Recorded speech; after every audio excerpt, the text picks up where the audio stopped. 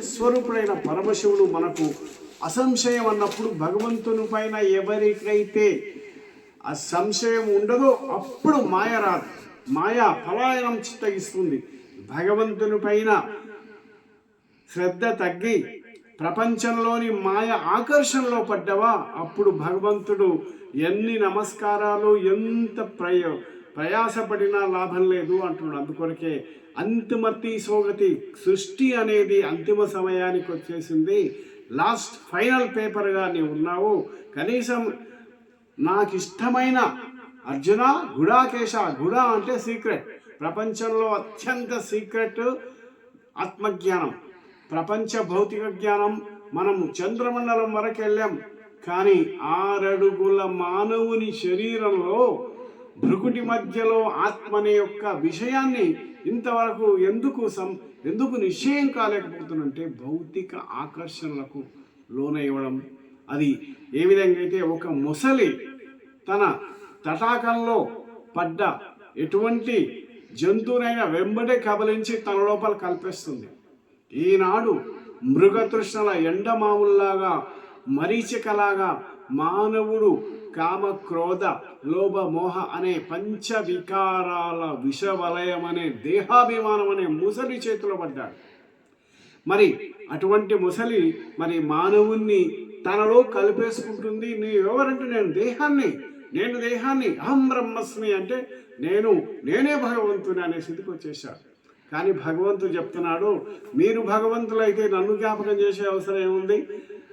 ఈ ద్వాపర యుగం నుంచి ఈ కలియుగ అంతిమం వరకు మానవుడు తమకు నచ్చిన రీతిలో భగవంతుని తయారు చేసుకొని తమకు నచ్చిన రీతిలో భగవంతుని జ్ఞానాన్ని రాసుకొని మనిషి పతనమైంది. ఇది ఈశ్వరీయ విశ్వవిద్యాలయం ద్వారా సాక్షాత్తు పరమశివుడు ధర్మగ్లాని కర్మగ్లాని ఎంత జరగాలో అంత జరుగుతుంది. కాబట్టి మీరు నిశ్చయ బుద్ధులై కేవలం నేను అంటే మీ తండ్రిని ఏది చెప్తానో దాన్ని తూచా తప్పకుండా వింటారో మీ లక్ష్యం, మీ గమ్యం, మీ గమనం నెరవేరుతుందని మనకు సందేశం ఇస్తూ అతతో బ్రహ్మ జిజ్ఞాస ప్రపంచంలో ఆధ్యాత్మిక విద్యానం అన్నట్లు బ్రహ్మజ్ఞానం కలిగిన వాడే ఈ ప్రపంచంలో గొప్పవాడు. ఏ టాటా బిర్లానో కాదు, ఏ యుఎన్ఓ ప్రెసిడెంటో కాదు, ఏ ప్రపంచంలో ఉండే ఏ ప్రధానమంత్రి కానీ ముఖ్యమంత్రులు కానీ మంత్రులు కానీ లౌకికంలో వాళ్ళ కర్తం వారు చేయవలసిందే. కానీ ఆధ్యాత్మికంగా అతతో బ్రహ్మ జిజ్ఞాస కలిగిన వాడు బ్రహ్మజ్ఞాని. కాబట్టి ఆ పరమాత్ముడు చెప్పే ఎన్ని కర్తవ్యాదులున్నా భగవంతుని స్మృతి మర్చిన వాడు మృతి అయినట్లే అంటున్నాడు. కాబట్టి పురుషార్థంలో ఉంటే మాయ మనల్ని ఏం చేయలేదు. ఇంకొకటి ఆత్మజ్ఞానం భగవంతుడు మనకు జన్మసిద్ధ అధికారం ఇచ్చాడు. ఏ విధంగా అయితే తల్లి తండ్రి ఆస్తి మన మొదలమో భగవంతుడు దివ్య గుణాల సంపద. అందుకొరకే ఈ శ్లోకం చెప్తున్నాడు ఏమని, అతతో జిజ్ఞాస అంటే జిజ్ఞాస కృషి పట్టుదల ఉన్నవాడు భగవంతుని మరవడు, భగవంతుని విడవడు. ఈ రెండు మరి జ్ఞానం యోగం అదే మాదిరిగా ధారణ సేవ చతుర్విధ ప్రక్రియలు అంటారు. ఈ చక్రం చుట్టే మనము ఆత్మనిశ్చయమైన మానవుడు నిరంతర జ్ఞానంతో పాటు యోగా అంటే మెడిటేషన్ దాన్ని అనుభూతి చేయగలగాలి. కేవలం ఆత్మ అంటే భౌతికంగా కనిపించదు, శరీరం కనిపిస్తుంది. శరీరంలో ఒక జ్యోతి మెరిసే నక్షత్రం లాంటి ఆత్మిక జ్యోతిని ఎప్పుడైతే అనుభూతి చేయడమే ఆత్మానుభూతి, ఆత్మ సంయమన యోగం యొక్క పరమార్థమే ఆత్మ సాక్షాత్కారం. సాక్షాత్కారం అంటే జస్ట్ విజిబుల్, అది సాక్షాత్కారమే పరమావధి కాదు, అలా ఉంటుందని భావన. మనకు జస్ట్ సిగ్నిఫికెన్స్ అంటే మనకు సాక్ష్యం కొరకే. మరి భగవంతుని పైన సంపూర్ణ నమ్మకం ఉన్న తర్వాత మరి ఈ సాక్ష్యం నిమిత్త మాత్రమే. కాబట్టి మనము భగవంతుని అనుభూతి కొరకు జ్ఞానాన్ని ప్రతిరోజు నెమరు వేసుకునే ఆవు నెమరు వేసుకున్నట్లుగా మనం ప్రతిరోజు ధ్యానాన్ని నెమరు వేయడం, తర్వాత యోగాన్ని అనుభూతి చేయడం మనం చేయాలి. తర్వాత పంచవికారాల ఊబిలో అనేది ఒక దేహాభిమానం అనే ప్రక్రియ. ఈ దేహాభిమానం ఎంత గొప్పదంటే భగవంతుడు ఎంత శక్తిశాలో ఆ మాయ దేహాభిమానం సుమారుగా ఉంటాయి. ఎందుకంటే ఈరోజు సుమారుగా 850 కోట్ల మానవుల్లో భగవంతుని గుర్తించిన వాళ్ళు 33 కోట్ల దేవతలే. మిగతా వాళ్ళు కేవలం జిజ్ఞాస అంటే కేవలం భగవంతుని కొరకు అన్వేషణలోనే ఉంటారు. ఆర్తో జిజ్ఞాసురర్థాతి జ్ఞానీచ భరతర్షభ. ఓ భరతర్షభ, ఓ అర్జున, నీవు జ్ఞానీచ కావాలి, నిరంతరం నా కొరకు పరితపనం చెందాలి. కాబట్టి మీరు అటువంటి స్థితిలో ఉన్న వారికి నేను నిన్ను వేడువను. మాం ఏకం శరణం వ్రజ, నన్నొక్కరినే నిరంతరం స్మృతి చేస్తే నిన్ను కూడా నేను ముక్తి జీవన్ముక్తి అనే యొక్క నిరంతరము జీవన్ముక్తి స్థితే. మనిషికి కలియుగంలో ఏ విధంగా అయితే దుఃఖం ఉంటుందో, మరి నీ మనస్సు యొక్క స్థితి ఆనందంలో ఉండడమే జీవన్ముక్తి. మరొకటి హెచ్చరిక ఇస్తున్నాడు గీతా భగవంతుడు. ఏమని? ఉత్తిష్ట జాగ్రత్త ప్రాప్తవర్యాని బోధిత. అంటే హే అర్జున, లెమ్ము, మేల్కొనుము, నీ యొక్క లక్ష్యాన్ని సాధించే వరకు నీవు నిద్రించవు. ఏ నిద్ర? అజ్ఞాన నిద్ర, దేహాభిమాన నిద్ర. ఉత్తిష్ట అంటే ఆత్మ ఉన్నతి. ప్రపంచంలో 100%, 100% మరి అజ్ఞాన జనితమైన ప్రపంచంలో మరి సృష్టి అంతిమ సమయం అనేది కూడా ఎవరికీ తెలియని స్థితిలో ఉన్నారు. కాబట్టి పరమాత్మ అంటున్నాడు, అంతుమతి సోగతి, రేపటికి రూపు లేదనే నిశ్చయంతో ఉన్నప్పుడే మనకు పరమాత్మ జ్ఞానం తొందరగా అర్థమవుతుంది. కాబట్టి నా ప్రియమైన వత్సలారా, నేను మీకు తల్లిని, మీ తండ్రిని, మీ సద్గురువును, మీ భాగ్యం మేల్కొల్పడానికే వచ్చాను. ఎప్పుడు? ధర్మగ్లాని కర్మగ్లాని. మరి ప్రపంచంలో కలియుగ అంతిమ సమయమే మనకు కనిపిస్తుంది. మరి చతుర్యుగే అని అన్నాడు. ఇప్పుడు కలియుగం అనే 4వ యుగం అయిన తర్వాత ధర్మగ్లాని ఇంతకంటే మించింది లేదు. కాబట్టి భగవంతుడు వచ్చి ఇంకా కొద్ది సమయం, అంటే ఈ చివరి జన్మలో సమయం మనకు కొద్దిగా మిగిలింది. ఈ మిగతా సమయం యోగ సాధనకే, కర్మ చేస్తూ భగవంతుని స్మృతిలో ఉండడం, కర్మ చేస్తూ సాధనలో ఉండడం. కాబట్టి యోగ శిక్షణకు హెచ్చరిస్తూ ఈ 2026 నుంచి సుమారుగా 5-6 సంవత్సరాల వరకు మనము జ్ఞానయోగ సాధనకే ఎక్కువ, ముఖ్యంగా సృష్టి వానప్రస్థ దశకు వచ్చేసింది. కనీసం వానప్రస్థ దశకు వచ్చిన మానవులైనా 100% జ్ఞానయోగ సాధనలో ఉండాలి. మిగతా విద్యార్థులు కానీ, మరి వయోజనులు కానీ కనీసం వారి కర్మ చేస్తూ భగవంతుని స్మృతి వరవకూడదు, లేదా మాయ వారిని వదిలిపెట్టరు. కాబట్టి మరి ఇప్పుడు విశ్వానికి ఎటువంటి మానవులు కావాలి, ఎటువంటి యువకులు కావాలి? ఏ విధంగా అయితే ఇనుప కండరాలు, ఉక్కు నరాలు, వజ్రతుల్యమైన మేధస్సు గల యువకులు కావాలి. దాన్నే ఆంగ్లంలో మిడిల్స్ ఆఫ్ ఐరన్, తర్వాత nerves of steel and diamonds will. వజ్రతుల్య సంకల్పం, ఉక్కు సంకల్పం. అంటే భగవంతుడు నావాడు, నేను భగవంతుని వాడిని అని అనుకోకపోతే మాయ మనల్ని మొసలిలాగా నలిపేస్తుంది. ఇప్పుడు ప్రపంచంలో అదే ఉంది, మాయ మత్తులో ఉన్నారు. కాబట్టి వారికి ఎవరు చెప్పినా చెవికెక్కరు. మరి అటువంటి స్థితికి మనం జాగ్రత్త పడి మరొకరిని జాగ్రత్త పడాలి. అదే ఉత్తిష్ట జాగ్రత్త. ఏ విధంగా అంటే లక్క ఇల్లు దహనమవుతుంటే ఎవరు మేల్కొల్పి అందరినీ పాండవులను రక్షించారు? భీమసేనుడు. మరి మనం కూడా ఒక్కొక్కరం భీమసేనుగా మారి అందరికీ అజ్ఞాన నిద్ర నుంచి మేల్కొని మరి ఇతరులను జ్ఞాన సాధనకు మళ్లించాలని ఇక్కడ భగవంతుడు తెలియజేస్తున్నాడు. ఇటువంటి సమయంలో అంతర్ముఖి సదా సుఖి. అంతర్ముఖి అంటే ఏంది? ఆత్మ సంయమ యోగంలో you know yourself, what you are, what is your aim, what is your what your final destiny అనే 3 క్వశ్చన్స్ ఇస్తున్నాడు. అంతర్మథనం చేయాలి. దీన్నే విచార సాగర మథనం అంటారు. అంటే శరీరంలో కర్మ చేస్తూ శరీరానికి అతీతమైన శరీరానికి ఒక రాజును, కింగ్ ఆఫ్ ద కింగ్డమ్. ఈ శరీరం అనే కర్మేంద్రియాలు, జ్ఞానేంద్రియాలు మనల్ని వశం చేసుకోకుండా మనము దానికి కంట్రోల్ చేసే స్థితి ఉండడమే అంతర్మతనం, అంతర్యోగం. కాబట్టి మరి అత్యంత మరొక విషయం, ఇవన్నీ ఏ విధంగా కంట్రోల్ అవుతాయి, ఏ విధంగా చేస్తాయంటే దానికి ఈ ఆత్మ సంయమ యోగంలో ఒక అద్భుతమైన శ్లోకం చెప్పాడు. అదేంటి? యుక్తాహార విహారస్య యుక్త చేష్టస్య కర్మసు. నీ కర్మ, నీ యొక్క యోగము, నీ ఆహారం మూడు చెప్తున్నాడు. యుక్తాహార అంటే మితాహారం తీసుకోవాలి, తర్వాత యుక్తియుక్తంగా తీసుకోవాలి, తర్వాత యుక్తియుక్త అంటే కర్మ చేస్తూ భగవంతుని స్మృతి చేయడం యుక్త కర్మ. యుక్తాహారం అంటే భగవంతునికి నైవేద్యం చేస్తూ భగవంతుని స్మృతిలో వండుతూ భగవంతుని యొక్క జ్ఞాపకంలో భుజించడము యుక్తాహారం. రెండవది ఆహార విషయంలో మరి అత్యంత మరొక శ్లోకం చెప్పాడు, దీన్ని చాలామంది పాటించడం లేదు. అదే సర్వభూతస్థమాత్మాని. తర్వాత యుక్తాత్మ సమదర్శన. సర్వభూతాన్ని, సర్వభూతములందు సమభావము, సర్వభూతములందు ప్రేమ, దయ, జాలి, అహింస, పరమో ధర్మ అని ఇక్కడ ఆహార విషయం చెప్పాడు.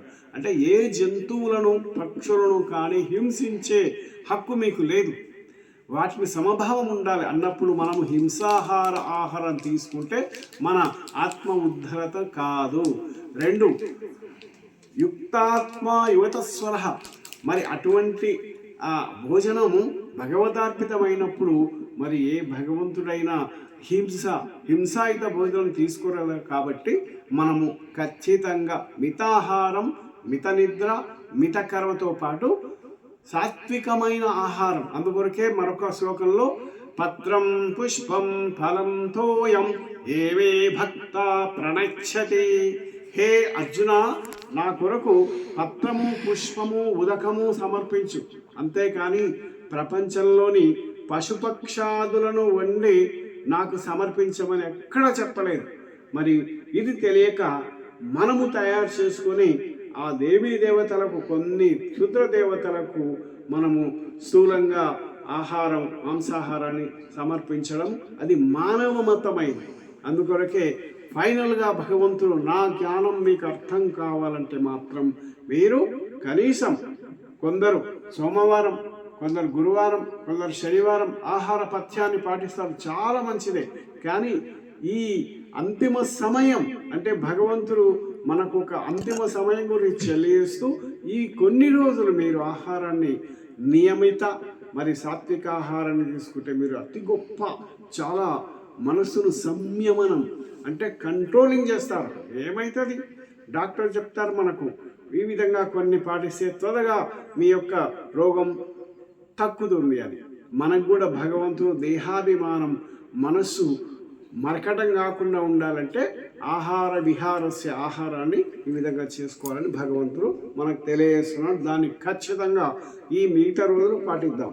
నెక్స్ట్, ఈ ప్రపంచంలో అత్యంతమైన పాపము అదేమిటంటే, ఒకటి భగవంతుణ్ణి మర్చిపోవడం. ఆ ఒక్క 24 గంటల్లో మరి ఎంతసేపు భగవంతుని స్మృతి చేశాను, ఎంతసేపు దేహాభిమానం స్మృతి చేశాను, ఎంతసేపు వికర్మలు చేశాను అని ఈ విధంగా కర్మల రహస్యం కూడా మనం కర్మయోగంలో తెలుసుకున్నాం. కాబట్టి పాపపుణ్యాలకు అతీతమైన వికర్మలు చేయరాని స్థితిలో ఉండే శ్రేష్టమైన స్థితే మరి ఆత్మ సంయమ యోగం. మరి ఇలాంటి సమయం మనం కావద్దంటే 3 విషయాలు పాటించాలి. ఒకటి, డోంట్ మిస్ ద అమృత వేళ. తర్వాత కనీసం 2 సార్లు భగవంతుని యొక్క జ్ఞానాన్ని సాధన చేయడం. తర్వాత జ్ఞాన, యోగ, ధారణ, సేవ, 4 సబ్జెక్ట్స్ భగవంతుడు ఇచ్చాడు. కేవలం పూజా గదిలో 2 నిమిషాలు నమస్కారం చేసి వెళ్ళడం వల్ల పూర్తి ప్రయోజనం లేదు. ఎట్లయితే భోజనం కంప్లీట్ మనం ఒక పరిశుద్ధమైన భోజనం తయారు చేసి వండి భుజించి ఆ డైజెషన్ ఏ విధంగా అవుతుందో, భగవంతుని యొక్క ఆహారమే జ్ఞానం. భగవంతుని ఇచ్చే జ్ఞానము ఒక ప్రసాదం లాంటిది. అందుకొరకే దాన ధర్మములు చేసేదిరా పూజా ఫలమీ జ్ఞానమురా. ఎన్నో జన్మలుగా మనము చేసుకున్న దాన ధర్మాలు, యజ్ఞయాగాలు, వ్రత పూజల ఫలమే ఈశ్వరీయ విశ్వవిద్యాలయం ద్వారా భగవంతుడు ఈ గీతా జ్ఞానాన్ని మరింత వివరంగా, ఎందుకంటే వేల సంవత్సరాలుగా చెప్పిన గీతా జ్ఞానం మరి విని మానవులు ఎందుకు పావనం కాలేదు, ఎందుకు ఇంకా పతనమైంది, సృష్టి కలియుగం ఇంకా ఎందుకు తమో ప్రధానంగా వెళ్తుంది అంటే కారణం ఒక్కటే, అది మానవులు అయిన మనమే ధర్మశాస్త్రంగా ఉన్నాం. ఆది సనాతన దేవతా ధర్మంగా ఉన్న మానవుడు ఈనాడు రాక్షసుడుగా మారాడు. రెండు, ఆది సనాతన దేవతా ధర్మమున్న మనము దేవతలుగా పిలుచుకోలేక కేవలం ప్రాంతం పేరుగా, మతం పేరుగా పిలుచుకున్నాము. కేవలం మనము మొట్టమొదట దేవతా ధర్మం నుంచి వచ్చిందే మన భారతదేశంలో ఉండే భరతవర్షం నుంచి హిందువులుగా, తర్వాత మిగతా ధర్మాలుగా వెలువడ్డాయి. అయినా కానీ హిందూ ధర్మంగా 33 కోట్ల దేవతలకు ఆదిశక్తి స్వరూపుడైన ఆ భగవంతుణ్ణి ఎవరైతే నిరంతరము స్మృతి చేస్తారో వాళ్ళే ఆ బ్రహ్మమానస పుత్రులైన బ్రహ్మకుమారులుగా ఈనాడు విశ్వంలో 33 కోట్ల దేవతలుగా మీరు తయారవుతున్నారు. కాబట్టి మనము నేను దేవీ దేవతలను, దేవతా శక్తిని, దైవగుణధారిని అని మనం గర్వించాలి. కేవలం భారతత్వంతో భారతీయుణ్ణి అని గర్వించు, హిందువులని గర్వించు. కాకపోతే అంతకంటే మించిన శక్తి భగవంతుడు మనకు ఒక టార్గెట్ ఇచ్చాడు, నువ్వే సంపూర్ణమైన దేవీ దేవతవు అని. ఇప్పుడు మనకు భగవంతుడు చాలా అద్భుతమైన విషయాన్ని కూడా మనకు తెలియజేస్తున్నాడు. అదేంటంటే మరి 15 డిసెంబర్ రోజు మౌంట్ అబు రాజస్థాన్లో భగవంతుడు ప్రత్యక్షంగా ఆగమనం చెంది సమస్త విశ్వానికి ఒక అద్భుతమైన మెసేజ్ ఇచ్చాడు. అదేంటంటే, ఒకటి, 7 అడుగులు నడవండి, 7 అద్భుత సత్యాలు తెలుసుకోండి అంటాడు. ఒకటి, మస్తకంలో 3 భాగ్యరేఖలు నేను గీశాను, అవి ఉన్నాయా లేదా చెకప్ చేసుకోండి అంటాడు. ఆ 3 భాగ్యరేఖలు మన పైన, నుదుటి పైన, ఒకటి పరమాత్మ భగవంతుని యొక్క పాలన రేఖ, 2 శిక్షకుని రేఖ, 3 సద్గురుని యొక్క శ్రీమతం రేఖ.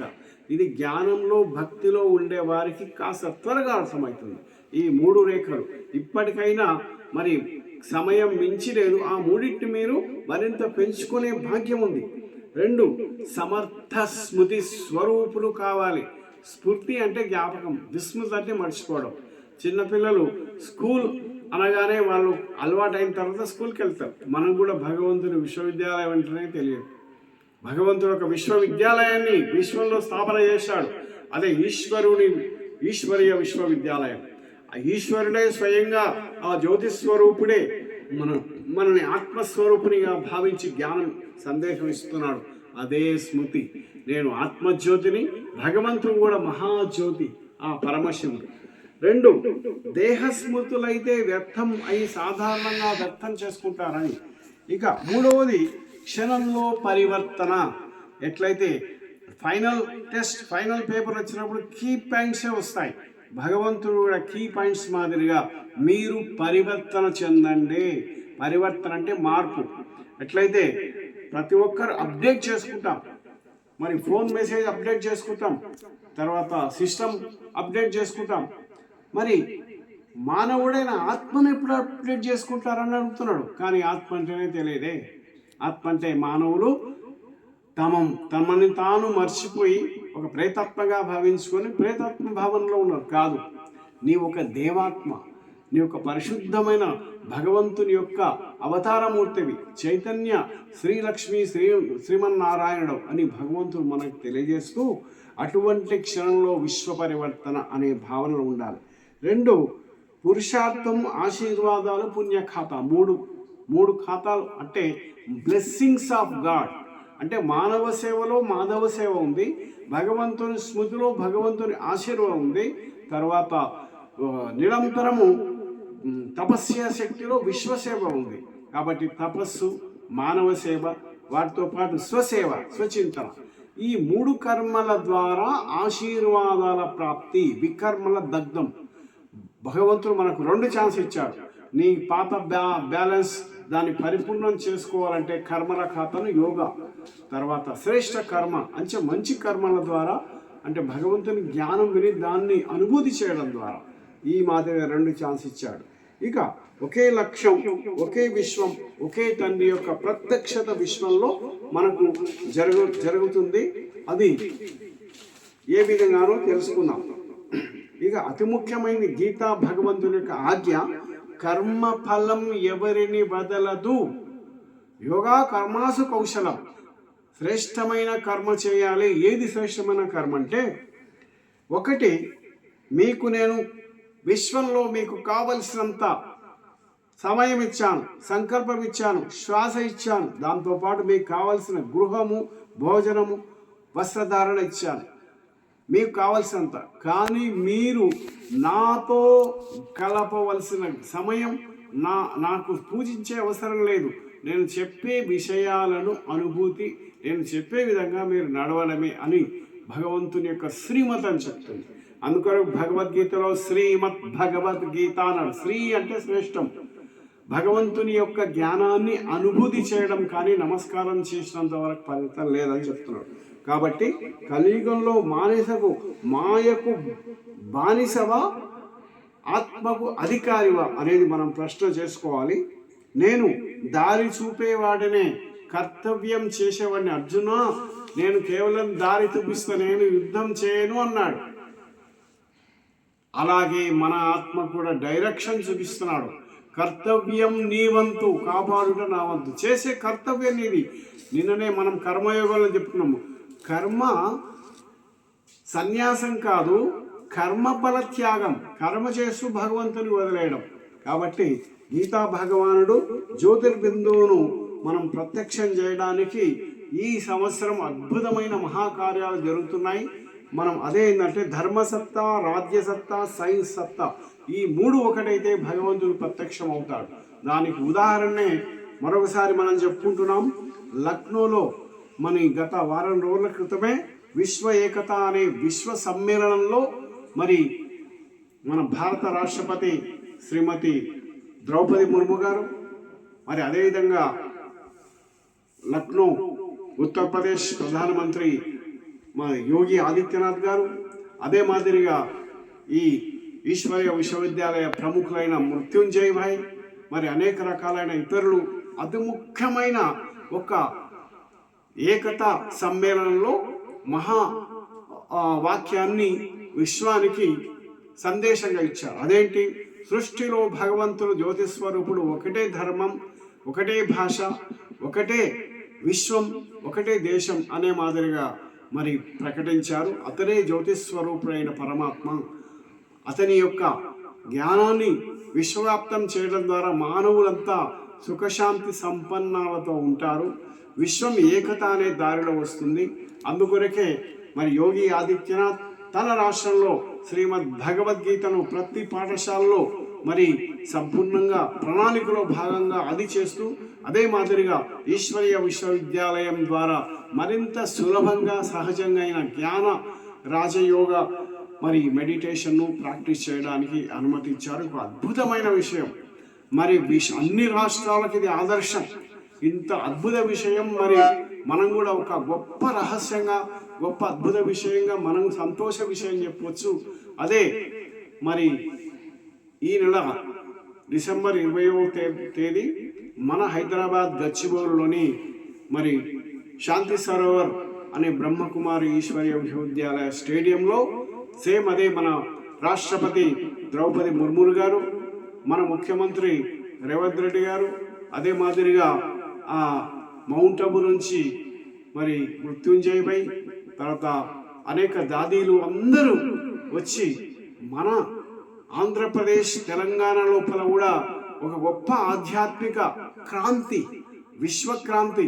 ఎందుకంటే ప్రపంచంలో రాజ్యసత్తా మరి ఆధ్యాత్మిక సత్తా ఒకటైతే విశ్వం సుఖశాంతిమయంతో ఉంటుందనే భావంతో సమ్మేళనం జరుగుతుంది.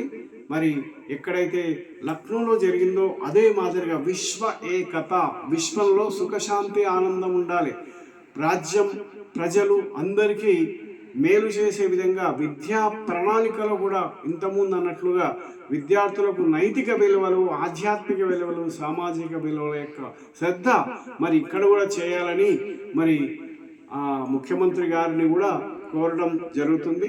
ఏ విధంగా అయితే ఆంధ్రప్రదేశ్లో జరుగుతుందో ఇక్కడ కూడా జరిగి మన విద్యార్థులకు కూడా, తెలంగాణ విద్యార్థులకు కూడా యోగాభ్యాసం, నైతిక ఆధ్యాత్మిక విలువలు ఉన్నప్పుడు ఒక కుటుంబ వ్యవస్థ, ఒక సామాజిక వ్యవస్థ, ఒక చక్కటి ధార్మిక వ్యవస్థ, భారతీయ దేవీ దేవతా ధర్మాన్ని తిరిగి మనం పాటించే విధంగా చక్కటి వ్యవస్థ రూపొందుతని ఒక మంచి శుభాకాంక్షలు, శుభాభినందనలు తెలియజేస్తున్నాం.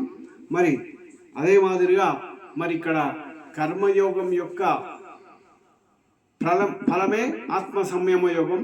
ప్రతి ఒక్కరూ ఈ 3 నిశ్చయాలు మరొకసారి కలిగి ఉండాలని మరొకసారి తెలియజేస్తూ, అదే ఒకటి ఆత్మనిశ్చయం, 2 పరమాత్మ నిశ్చయం, 3 సృష్టి చక్ర నిశ్చయం. ఎన్ని ప్రపంచంలో ఆటంకాలు ఎదురైనా ఉదయము, సాయంత్రము, మధ్యాహ్నం 3 సార్లు కనీసం మనం భోజనం